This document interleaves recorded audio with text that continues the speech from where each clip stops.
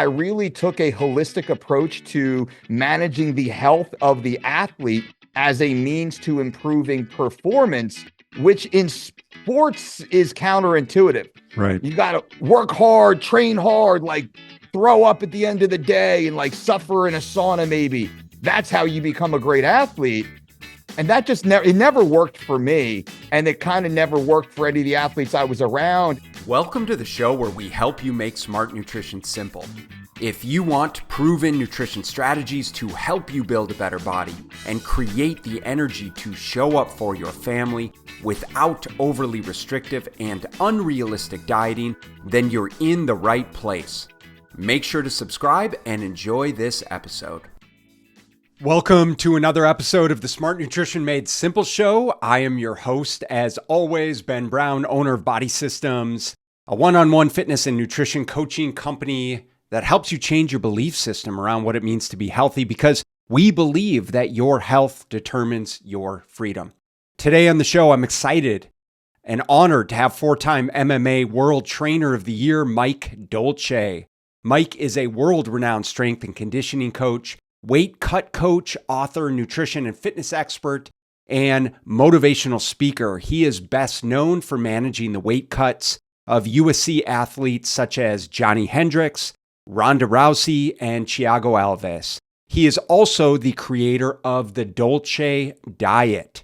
In today's conversation, we chop it up about what it's like training elite MMA athletes and how Mike's nutritional philosophy sets him apart as the only coach in the UFC with a 100% success rate. We tackle topics like fasted versus fed cardio and food quality versus food quantity. We highlight the benefits of spacing out meals and discuss some of the most common pitfalls that people make with their nutrition. We also talk about the need to take ownership and personal responsibility for our dietary habits, explore why Mike prefers training the average Jane and Joe over elite athletes. We discuss how one's socioeconomic status doesn't limit their capacity to achieve optimal health. And we highlight the power of making small, consistent lifestyle adjustments for achieving the most impactful and lasting results. I have a deep and profound respect for Mike and his no-nonsense approach to nutrition and fitness, and his conviction to bring out the best in everyone he and his company works with. So if you follow him on social media, then you know exactly what it is that I'm talking about. And this conversation provides yet another example of why Mike is, in my opinion, one of the best in the business. So without further ado, here's my conversation with the very one and only Mike Dolce. Mike Dolce, dude, welcome to the Smart Nutrition Made Simple show. How you doing, man? I'm doing great. It's good to see you again, man. It's been, 2 months now? Not that long ago. It's been a couple months. We met recently at Ali Gilbert's conference. I feel like I've had a lot of conversations recently with just amazing humans and individuals and experts in the field that all stemmed from Ali and her audience. And I mean, just what a great group of individuals. Yeah, that was it was a transformative event. You know, I hadn't been going to a lot of conferences or traveling a lot over the last few years. I've been staying home on purpose to raise my babies.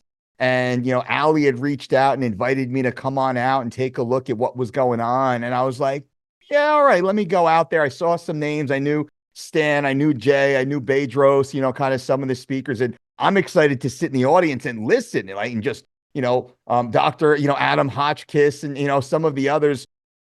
But when I was there, I was able to meet you. I was able to meet, Dr. Steve. I was able to meet another group of just great guys and practitioners and coaches that we were able to just vibe with and kind of learn. I was able to learn from you and everyone else there, and then the energy. So, man, I'm so happy that I was able to go out, and now it's like we have these friendships and this network now just as a result of that, which was really cool. I think it's honestly, I think it's one of the most valuable things about our industry and us as coaches and practitioners, and giving us the opportunity to like really learn in a realistic way and learn like purposeful information. I was interestingly enough, I was just interviewed by Mike T. Nelson on his podcast earlier this morning. And that's exactly what we were talking about, was just how much power comes from being in the room with the right people, of like-minded individuals. And just like, when you're sitting behind you and I'm like, holy shit, Mike Dolce in the house, like feeling, presence and the respect that you bring in there, it just elevates me to a different level. And so I appreciate it and appreciate you being on the show, man. It's just great to connect. Yeah, brother. Well, thanks for having me. So, Mike, for those people that might not know who you are, they might not know about the Dolce Diet. You've been doing this a long time. You've accomplished a lot of things in your career, but at a fundamental level, like really, what is the Dolce Diet? What does it represent?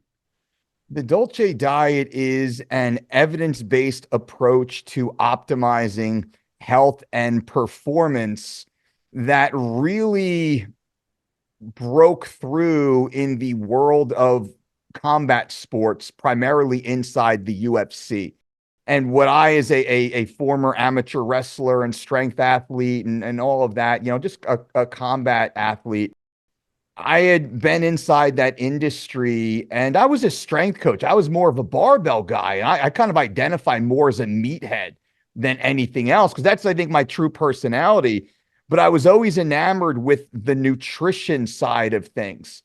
And when I started training in combat sports and then, becoming a team leader and a team captain and then kind of a coach and being inside these systems, I found a lot of the athletes started gravitating towards me and my system because it just seemed to work better than the others. And it was more of a contrarian system in that I wasn't focused on counting calories and worrying about macros and extreme calorie deficits and deprivation and overexertion. I really took a holistic approach to managing the health of the athlete as a means to improving performance, which in sports is counterintuitive. Right. You got to work hard, train hard, like throw up at the end of the day and like suffer in a sauna, maybe. That's how you become a great athlete. And that just never worked for me. And it kind of never worked for any of the athletes I was around and had the energy to kind of like share with. So over time, that's how the Dolce Diet grew in this little niche of MMA, which thank God it exploded, right place, right time. And I became the guy, kind of the tip of that spear of health nutrition inside this growing sport. And that afforded me a lot of exposure I've been able to leverage over the years. I love the fact that it was quote unquote contrarian and you were just focusing on fundamental health principles. Right. And at that same time, I'm genuinely curious, like, what gave you the confidence and the clarity to know that direction to go, especially early on in your career with these athletes versus maybe following some other dogmatic, coach or leader that might espouse one specific way of doing things? From a very early age, I assumed a leadership role. I was a 4-year varsity wrestler in high school, and I was a 4-year captain. And that may or may not hold weight, but some people who understand that, you get a 13-year-old freshman that is one of 4 captains of a varsity wrestling team, and I'm telling the 18-year-old seniors what to do in practice. Like, the buck stopped with me. And that's because I had this inherent leadership capacity, and I was a lead by example type of athlete and captain. But at the same time, I had a pretty wide knowledge base. I was an honors science student. I was an honors mathematics student. And I was a bit of a nerd, I would say, in that I never went to parties. I was always in the library. I was just this like really buff nerd, kind of sitting in the back of class and taking notes and whatnot. I was just so enamored with the science of things that over time, I just developed this knowledge base where I had a large bullshit filter. And a lot of the other coaches, I knew what they were saying was wrong. And I would test them and I would push them and I would kind of vet them and realize that's bullshit. Maybe 1 or 2 things works. The rest doesn't. Their premise is wrong. And it was all about differentiation. And I became keenly aware as a teenager. I opened my business at 1993 when I was 17 years old. I've been paid as a coach ever since. Mm. And I saw the differentiation in marketing as a means to make money, not to help people. And I still have this big chip on my shoulder about that. I get so mad and so angry when I see that. And even today, I'd say I've been able to leverage a pretty good brand and platform. But if you go back through all of my posts and all of my interviews, you will never see me talk about keto, carnivore, intermittent fasting, zone, paleo, counting macros, fit teas, waist trainers. I have never jumped the shark. I have never sold out to the fad marketing, the SEO, hashtag hacking. I've never sold a product, a program, or a concept that was not evidence-based and value directed, in spite of my ability to earn much more money, right? Because it's always been about what is true, what is real, and what serves the community in a true value-driven path. And that always kept me true to myself and I think true to our community. So I realized in my mid-20s, after chasing bigger numbers on the bar, wrestling career was over. I started powerlifting just to stay competitive. There was really no UFC yet at that point. And this is going back late 90s, early 2000s. And I had a bit of a health crisis in that I was 282 pounds as a powerlifter, super strong, but my health was failing. High blood pressure, Sure. hypertension, right? Sleep apnea. Sure. I was like, oh Sure. my God. And I kind of lost my core. I knew all the science. I wasn't following it, but I was really good at adding numbers to the barbell, which was the performance parameter. So to kind of close this loop, I then in my mid-20s, I went back to health. The health of the athlete will dictate the greatest performance, was my theory. And I've been operating behind that ever since.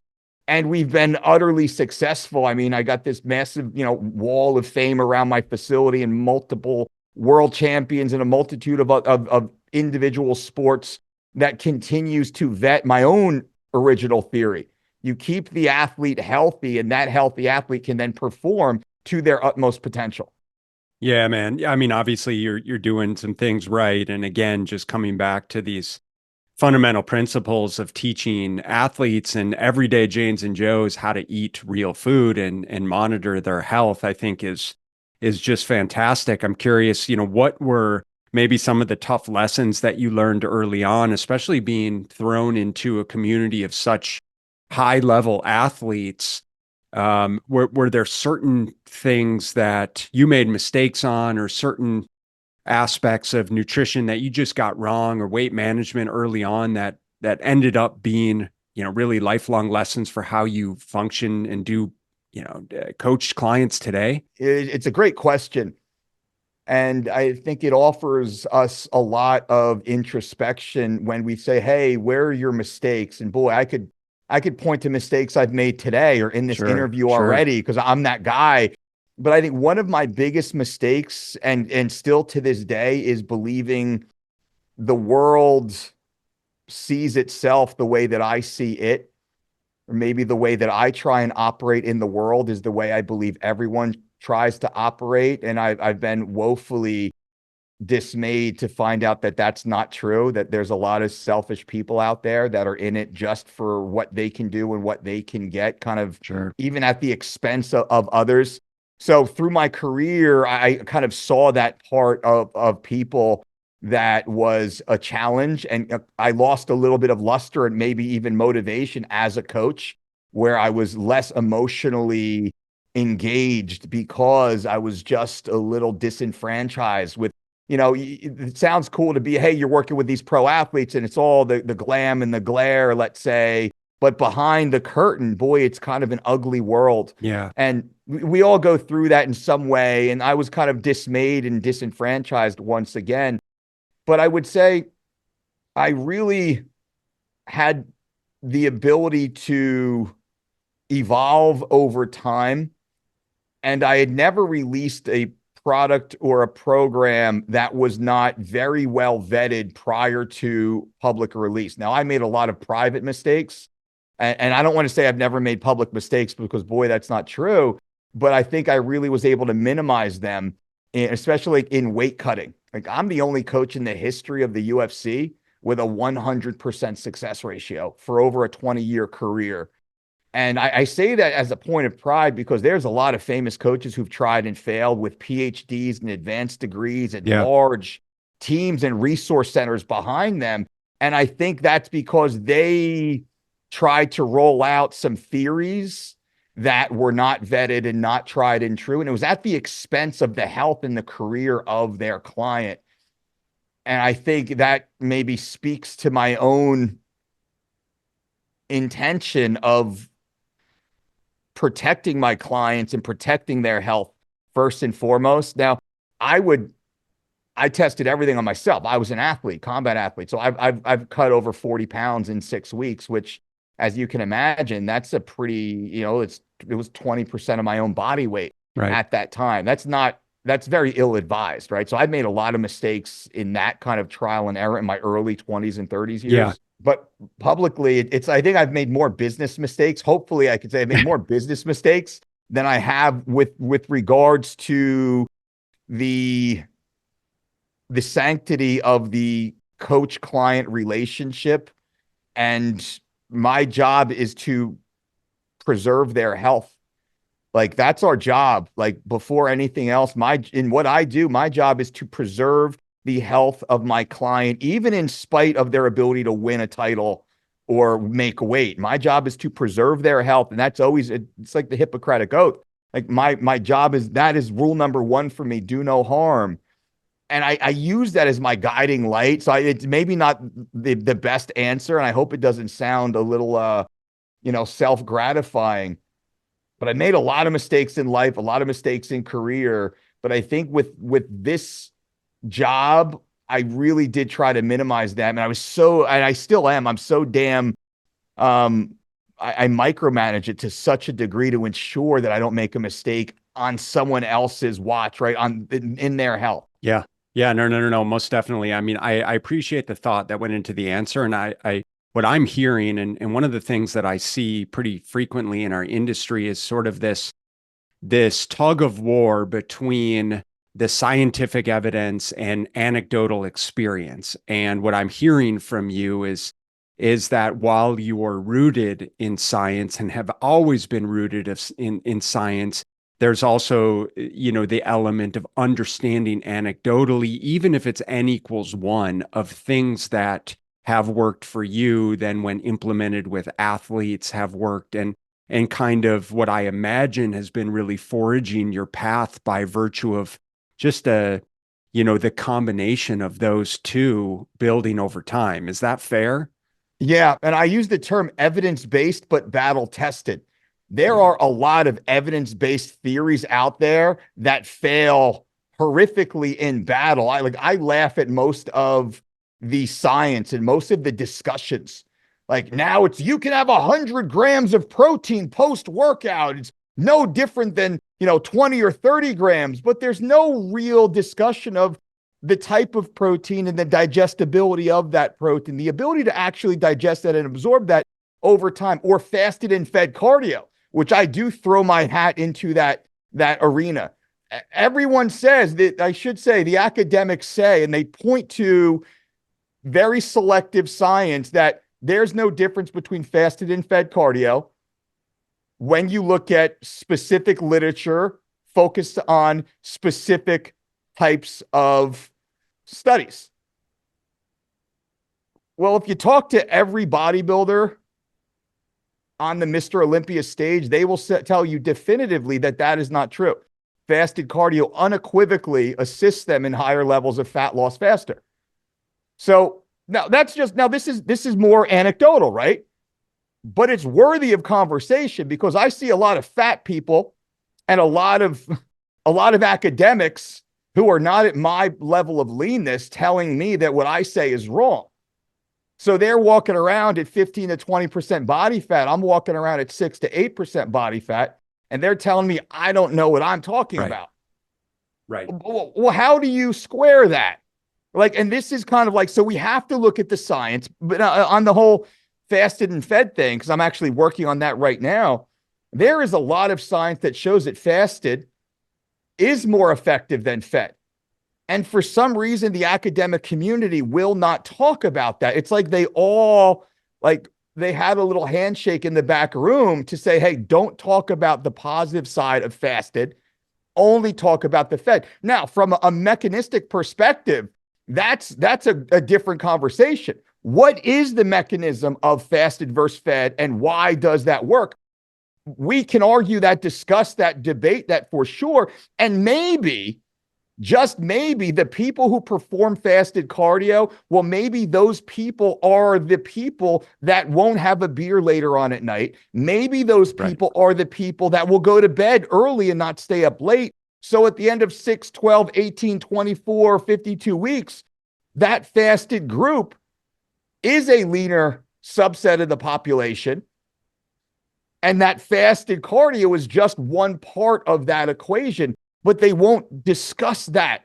And this is why I say, hey, fasted cardio is mandatory in our program. Wake up, hydrate, go for a walk, fasted. It's your one opportunity to perform a fasted activity, because as soon as you have your first meal, you're fed. Yep. We understand the benefit of low intensity, steady state cardiovascular activity in the absence of insulin on a biochemical level. We understand the great benefit to that. Why are we just driving past? Why does the academic community drive past that? It's for some reason to push a narrative that is not helpful to the confused person at home. And that's kind of why I'm taking this extra moment here, and thank you for that, to speak on this. Because people at home are like, man, faster or fed, I don't know what's wrong. What's right? Like, it's because the damn academic community, they dug their heels in, pretending to be the end all and be all. And I'm friends with many of them. Like, my God, right? I'm friends with a lot of the PhDs and whatnot, but I'm leaner than them too. And the vast majority of my clients are leaner than theirs. So we have to have that conversation, but they won't have it for some reason.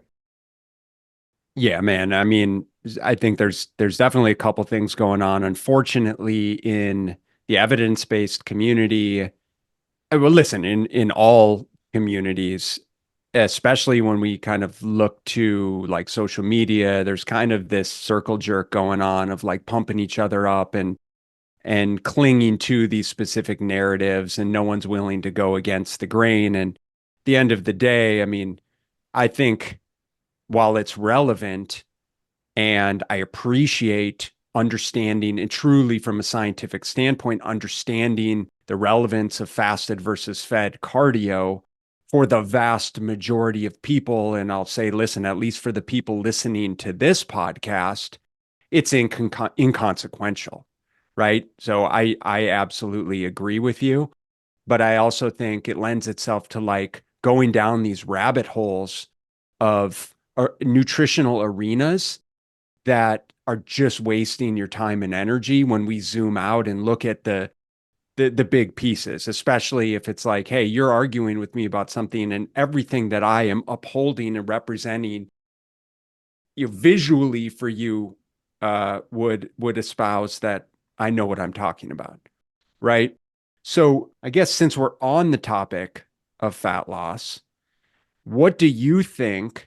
And we're talking about fasted versus fed and, all of these things. Like, what do you think are the biggest misconceptions that are being touted for fat loss that people need to acknowledge and perhaps not worry about?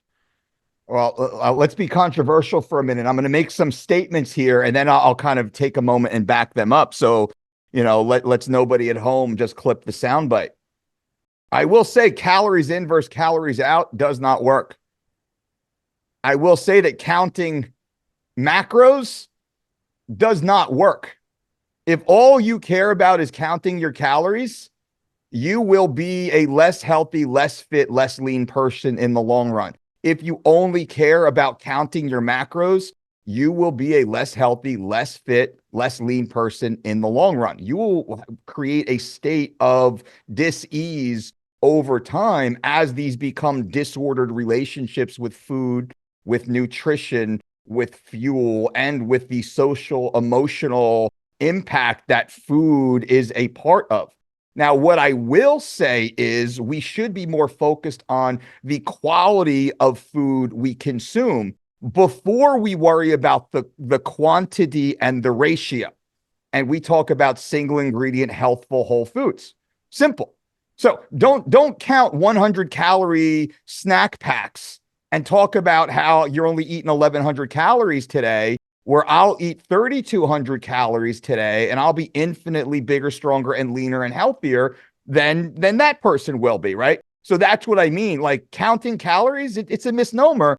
And it is a shiny object that people chase because it gives them permission to have I don't know, a Michelob, whatever, like a 0-calorie beer. Hey, it's 0 calories. I can drink this. Like this is a 100-calorie snack pack. I can eat 20 of these today and still be under my calorie cap. Or they can eat ice cream and Oreo cookies and they can then fit their macros. So to me, all of that is one of the biggest lies in the fitness industry. And if you don't believe me, look around at everyone who's doing that. Do you aspire to those physiques in mass? Now, you're going to know Joe, the bodybuilder, who he's counting his macros and he's got his MyFitnessPal and his chronometer and he's kind of in there doing his thing. Oh, okay. I mean, that's kind of, an outlier in this equation. But you talk to any, 15 to 55-year-olds they'll tell you and talk about calories and how many calories are in a Diet Coke as they slug down 3 or 4 of those a day, right? And they maybe get their Diet Coke at the McDonald's and they eat a 200-calorie, hamburger or something like that. That is not a healthy human being. So what we try and do is we try and teach about the quality of food. We want high net nutrients at the lowest possible caloric ceiling. You get that from single ingredient whole foods. Like what we say is earth-grown nutrients. Earth-grown nutrients yield the highest impact of nutrients per calorie of any processed food on the planet. So now I can get the most possible nutrition at the lowest caloric ceiling. I don't have to worry about counting calories anymore. I really just need to focus on the quality of nutrition I'm consuming. And then we can get into a little routine of, evenly spaced meals throughout the day to improve digestive efficiency, which is something we also focus on here. Like 3,200 calories a day in 1 meal or 6 meals. Well, if I was going to eat 3,200 calories a day because I'm fasting, I'm allowed 1 meal per day. I then have to eat 6 plates of food in one sitting. My digestive system cannot process that. I'm going to become nutrient deficient because I won't absorb all of those nutrients. I'm going to store some of that food as fat for later energy. And I'm going to pass a lot of that food through because my digestive system just needs it the hell out, right?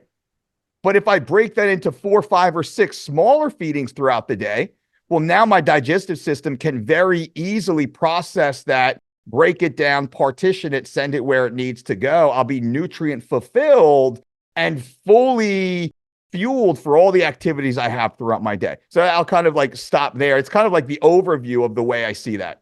No, I think it's great. And what I'll say is, I think that there's a lot of ways to scale the mountain, right? There's a lot of different paths that we can take. At the end of the day, if we're going to be successful, if we're truly going to be representative of true human health, we have to get to the precipice of eating whole, real, single ingredient food, of optimizing for meal frequency and digestion and personal preferences and awareness, and simply, as we call it, becoming your own best nutrition detective, right? So regardless of whether you choose to track or simply choose to start with predominantly whole, real food, as long as we're navigating that journey towards the same destination, I think we all can get to that end place. Because regardless of what we do, it's the opportunity to create more awareness and leverage the experiences and understandings of the lessons, right, that are going to gleaned throughout this process of, oh, well, I tried to only do 2 meals and, I couldn't eat nearly enough food, or I realized I do much better with baked potatoes than I do with white rice, or I really feel a lot better when I'm eating red meat versus when I'm eating chicken breast. and all of these things that people have full freedom and should be allowed to and encouraged to experience for themselves. Yeah. Does that make sense? Absolutely. And it is, because at the end of the day, we each are responsible for what we eat. Yeah. And what the downstream effect of that food will be, right? Whatever you eat doesn't affect me. It's going to affect you in a positive or a negative way. And we really try and coach our community on a binary thought matrix, in that this is good or bad. Mm-hmm. Like, it's healthful or not. And that allows them to really start to understand what is good for them and what is not. And then we empower them to take accountability for eating foods that they know to not be healthful, but they allow them some sort of social, emotional experience, which is a part of being human also. So it's not like you can never eat a slice of pizza again. It's just, hey, understand, if you have a lactose issue or a gluten issue, which a lot of people do, and you're choosing to have a beer and a piece of pizza with your dad because that's what you did and whatever the thing will be at the ball game or Super Bowl, okay, you're going to pay the price for the next 72 hours, most likely, for that, by the way. Don't act like, well, I had to because my dad wanted me to. Like, and I just say that so people remove the victimhood in this. And it's like, no, you're in charge. You can make the choice to go and have a beer every night, eat an ice cream cone every night. You're in charge of that. You can't blame your kids. You can't blame your wife. You can't blame your boss. Once we take responsibility for ingestion, that really does. And I think, to your point, it puts people then in the driver's seat. Like, oh, you know what? I am in control of this. Like, it's not just happenstance now that I'm all of a sudden eating a cheeseburger and fries and beer on my lunch break. Well, that is your choice. You chose to do that, right? And if you own that, I have no issue. But don't come to me like it was, oh, I don't know what happened. I just got stuck out at work and I had to eat this because there was nothing else to eat. It's like, buddy, you've been going to the same job for the last 7 years. Hey guys, I want to interrupt this conversation briefly with an exciting announcement. If you're a father and struggling to lose the pounds that have crept on over the years, I understand your challenge. You're juggling a successful career, a loving family, and now you're looking to regain that energy and physique that seems to have slipped away. And that's exactly why I created PrimeFit Operating System. PrimeFit OS is a unique hybrid coaching program designed specifically for men like you. Now, you guys know me, we're not about quick fixes or impossible routines. Instead, we focus on real sustainable change through personalized nutrition and science-driven strength training, all wrapped up in a supportive community with expert guidance directly from me and my 20 years of experience working with men just like you. Imagine mastering your nutrition without restrictive dieting, getting stronger and leaner, and boosting your overall energy, all without overwhelming your already busy schedule. With PrimeFit OS, you're getting more than just a cookie-cutter nutrition and fitness plan. You're embarking on a transformative journey that fits into your life, not the other way around. So, if you're ready to take the first step towards a healthier, leaner, stronger, more energetic, confident, ass-kicking you, join us over at PrimeFit Operating System. Trust me, guys, your family, your career, and most importantly, you will thank you for it. So if you guys are interested in getting started and want to find out more about the program, let's chat. Just head over to primefitos.com/call and grab a time on my calendar. Remember, it's your time to be at your prime. Well, if we only all acted like adults around our nutrition, right? Or to say nothing of other elements of our life and victim mentality, right? But at the end of the day, is you have to be you have to be in charge, and it's your opportunity and your privilege to decide what you choose to consume. And that's where, when you've taken the time and the energy and the planning, the preparation to predominantly consume whole, real foods, you change your digestive system, you change the microbiome, you change your cellular structure, you change your brain function, right, and your neurotransmitter pathways. And you all of the sudden start to understand and appreciate and enjoy those foods and change your palate, right? And enjoy those foods more than you do your junk foods. So whereas before, the thought process was, ooh, I can't have those things, or I'm not supposed, quote unquote, supposed to have those things. And so I'm kind of just going to sneakily eat them and then feel guilty about them. Now you have full freedom because you have ownership and you're an adult to say what makes you feel good, because you and I both know, and those of you listening know very clearly, that they don't really make you feel good. Maybe for about 5 or 10 minutes while you're eating them, and then you feel like shit. And it further reinforces your opportunity to continue serving yourself and the lifestyle that you want to live with the quality food that's actually going to fuel you.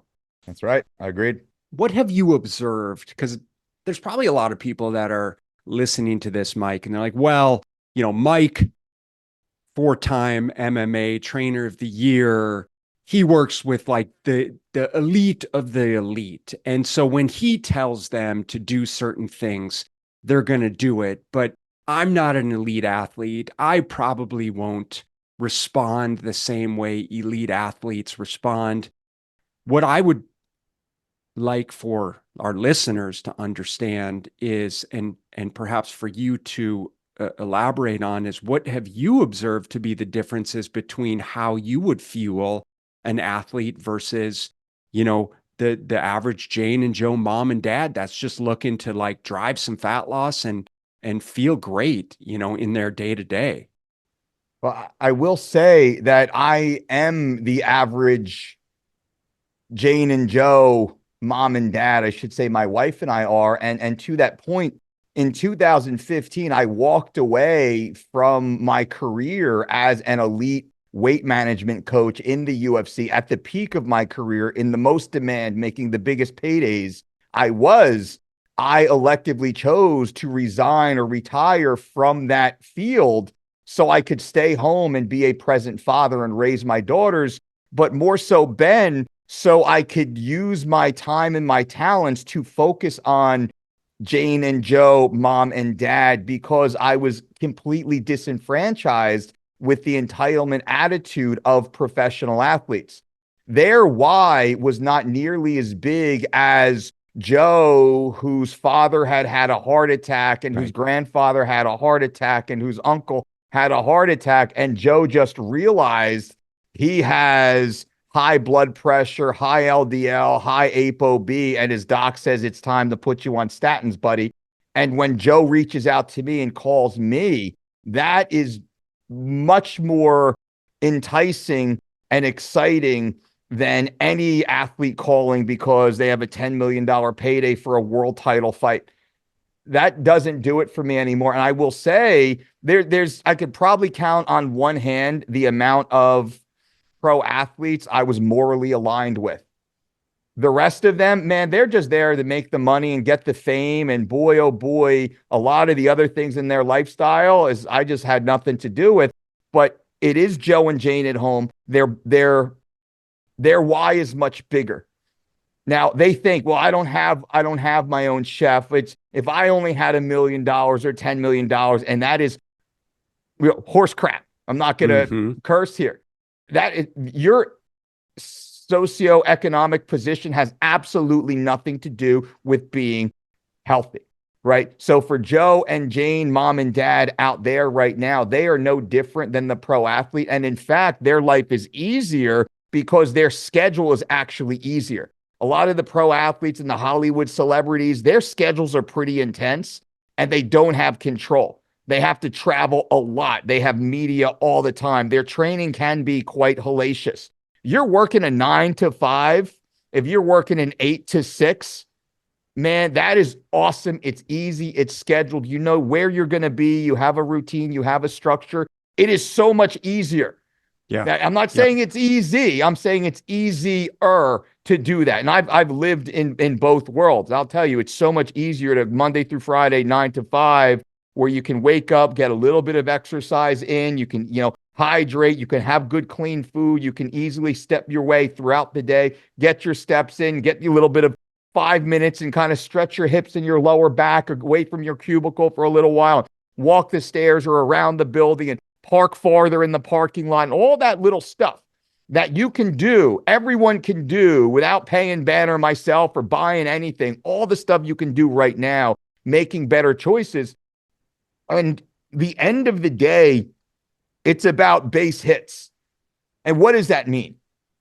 Most people think, well, they're going to start a fitness journey and they need to get up there and hit home runs and grand slams. They need to join a gym, run 5 miles, start bench pressing, do a CrossFit class, swing kettlebells, do a kickboxing, and ride a Peloton. They need to do it all.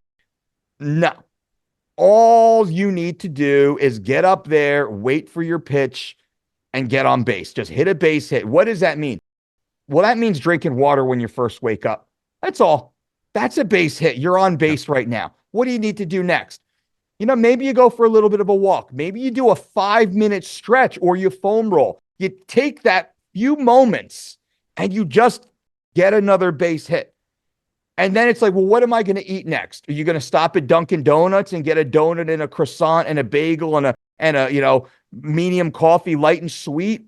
Or are you going to make a little oatmeal and some berries? Or are you going to, scramble up a couple eggs with a little bit of tomato and some sprouted grain toast at home and have a cup of coffee or green tea?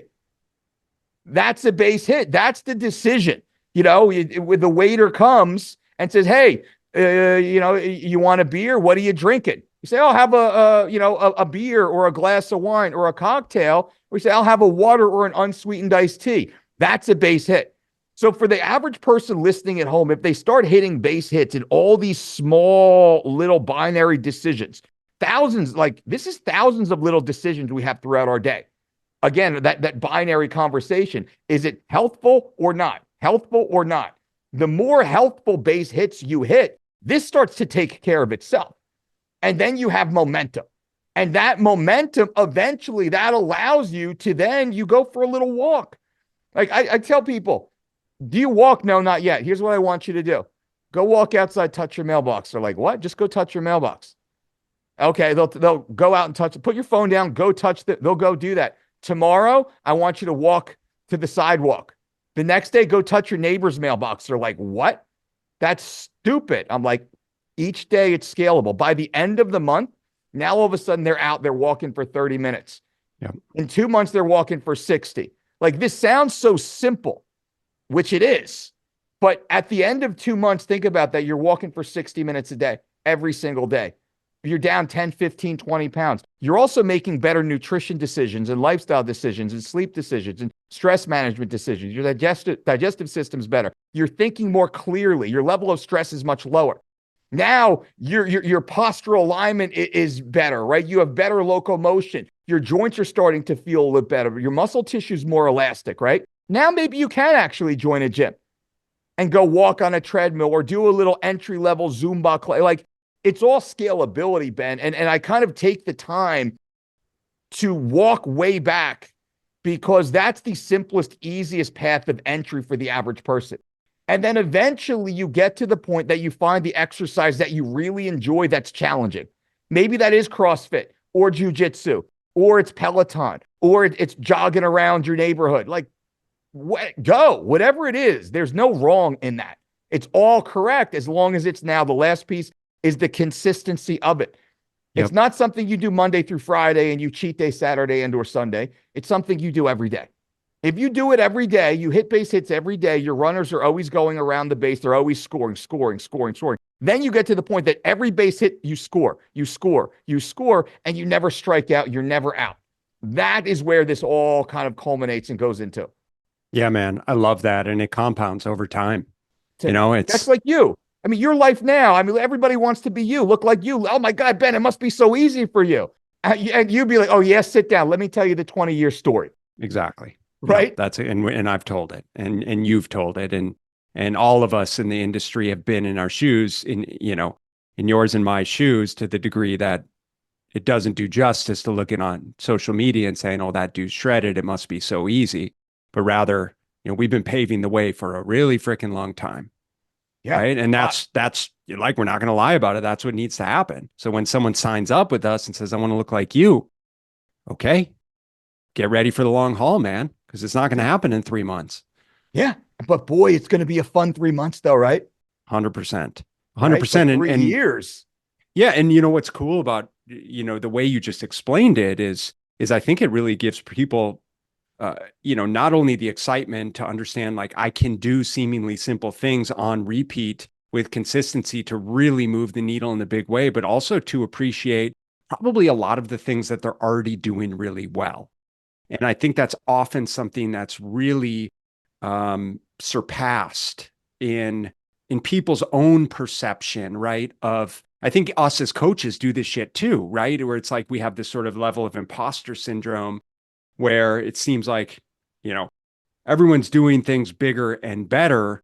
And in reality, man, you're doing a lot of really great things. And so for again, that Jane and Joe is reflecting back and saying, well, I'm already walking. So that's awesome. I'm already eating 3 meals a day. I'm already drinking a lot of water. Well, amazing. Like, look how much closer you are to really being able to consistently move the needle. I would love for people to be able to acknowledge and appreciate themselves for all of those good things, because inherently it's like, don't do this, don't do that, don't do that. This is the only way. It's not the case.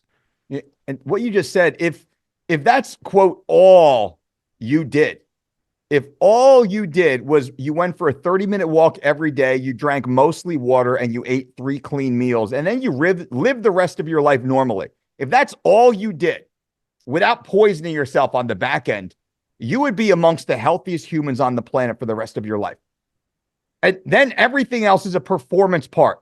Oh, you want bigger deltoids and more sweep to your chest, a bigger breath? Yeah, you can do that. You want a more round? Sure. You want to be able to throw a 1-2 punch or, an arm bar? Great. Swing cool. You can swing a kettlebell, ride a bike. Cool. You can do that. But the point is the simplicity of walking, eating clean foods in regular, moderate, patterns. Yep. Getting good sleep, managing your stress, but then not poisoning yourself through toxic food, toxic relationships, toxic thoughts. If that's all you did, you're going to you don't need us. We're done. You know what I mean? And I think you and we would be so stoked if all of a sudden we went to a Walmart and we saw people, that's all that they did. We look around, I think, my God, the whole world would completely transform. Easily. And the difference between quote unquote normal, societal normal standards and being an outlier is so small. It's so small, man. Like you said, just moving for 30 minutes a day, just drinking water and not soda or alcohol, just eating a little bit more whole, lean, real, single ingredient food. The list goes on, and we've discussed it. But I want so much for people to understand is you're so close to creating a completely different life for yourself. And it lives on the other side of getting you out of your own freaking way. And stop believing everything that you're told or listening to the verbal nonsense that's coming from everyone that you're surrounding yourself with in the toxic environment that you're putting yourself in. Yeah, that's it. You're capable of everything and more. And when you know what's possible, when you know you can do that, sky's the limit, man. Yes, sir. So you're a normal Mike, dad, husband, father, business owner. How has your life changed? How has your vision of the future, the way that you take care of yourself, the way that you run your business, lead your clientele, how has that changed over the years since you, quote unquote, retired from coaching fighters in 2015? I was put here, and this is the way, again, I think I gamify my existence, right? Why are we here? We're here for a very finite period of time. What is our purpose? And that's the existential question we all have. And at some point, we are going to grapple with that. And I believe I grappled with that a few years ago. And I'll maybe touch on that in a moment. But bigger than that, earlier in my career, I was at a crossroads in what is my purpose? What am I going to do? Because I had a mathematics background and I was working in real estate finance and I was rather successful in my 20s and I could have done that forever. And I could have been, rather successful in that field and done well and had a nice corner office, white collar life. And I had zero purpose. I had zero passion for that. It was really just a paycheck and some job security per se. Some nice vehicles, condo on the beach. I had a Lincoln Continental like Tony Soprano. I had a Ford Explorer, and I'm a single guy, right, in my mid-20s. And I was miserable every day working in that field. I had no passion for it. I was in a very toxic environment. It was political environment. The work itself, I like numbers, I like math, but at the same time, I did not like the field. And I resigned from that position with a small opportunity to work as a strength and conditioning coach in this unknown sport of MMA, which was NHB. It was no holds barred fighting at the time, right? Mixed martial arts. And I took a job making 20% of the salary I was previously making, right? So I'm going to take an 80% haircut to work a job that really has no security. And I was 6 months away from tenure in my current position. Well, I took the job only to find out that it wasn't the 20% of my salary. It worked out to be about 5% of the salary because I was lied to. I got there, moved, married my girl, drove across the country, boom, got to the job site, and there was a mop bucket on the floor. Instead of the head strength coach, well, I was the gym janitor. And then I would coach the 40 greatest athletes on the planet for free. High five, kid. There you go. That was the happiest I had been in about a decade. Mopping the dirtiest gym you had ever seen back in those days. It was the happiest I had ever been because I was doing something with purpose for the first time in a long time. And it was not, associated with money. So not long after that, I was able to figure out, because I had a business background and I'm an entrepreneur by nature and I'm a hustler. And I was able to build a business and build a brand. And I had some money in my pocket and prospects of making more down the road. And I didn't want to get caught in the trap of just making money. And I decided to tie my success not to my bank account, but to the amount of people that I could help. And I dedicated my life to service. So I see myself, I am here as a servant to my community, and my community is as large as those that I can actually reach and those that might pay attention to what I have to say. Very much like a religious missionary might position themselves in their life. I see myself as such.